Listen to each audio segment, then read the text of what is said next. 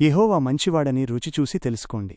ప్రియమైన సహోదర సహోదరీలారా, ఈరోజు మనం ఒక అద్భుతమైన విషయాన్ని గురించి ఆలోచిద్దాం. యెహోవా మంచివాడని రుచిచూసి తెలుసుకోండి.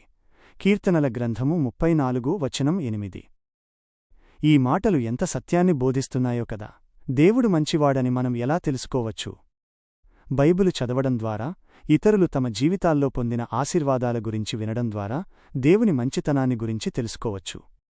అయితే నిజంగా ఆయన మంచితనాన్ని అర్థం చేసుకోవాలంటే మనం స్వయంగా ఆయన మంచితనాన్ని రుచిచూడాలి.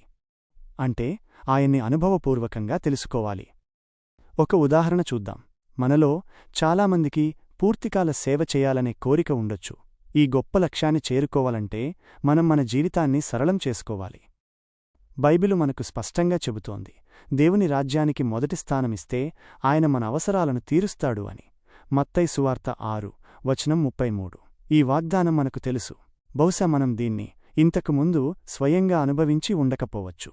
అయినప్పటికీ మనం ప్రభువు చేసిన ఈ వాగ్దానం మీద విశ్వాసంతో ముందడుగు వేస్తాం. మన ఖర్చుల్ని తగ్గించుకుంటాం. మన ఉద్యోగంలో కొన్ని సర్దుబాట్లు చేసుకుంటాం. అంతేకాదు, పరిచర్యలో మనం చేయగలిగినదంతా చేయడానికి ప్రయత్నిస్తాం. అలా చేసినప్పుడు ఏం జరుగుతుంది? దేవుడు నిజంగా మన అవసరాల్ని తీర్చడం మనం స్వయంగా చూస్తాం. మనకు కావాల్సినవి అన్నీ సమకూర్చబడతాయి. ఒకప్పుడు మనం సందేహించినా ఇప్పుడు ఆయన మనకు సహాయం చేశాడని మనకు స్పష్టంగా తెలుస్తుంది. ఇలా మనం దేవుని మంచితనాన్ని రుచిచూస్తాం. అప్పుడు మన విశ్వాసం మరింత బలపడుతుంది. అప్పుడు యెహోవా ఎంత మంచివాడో మనకు నిజంగా అర్థమవుతుంది. ఇది కేవలం మాటల్లో విన్నది కాదు, మన జీవితంలో స్వయంగా అనుభవించిన సత్యం అవుతుంది. ఈ అనుభవం మనల్ని దేవునికి మరింత దగ్గర చేస్తుంది. మనం బైబిల్లో ఇలాంటి ఎన్నో ఉదాహరణలు చూడవచ్చు. ఒకసారి పేతురును యేసు నీటిపై నడవమని చెప్పాడు.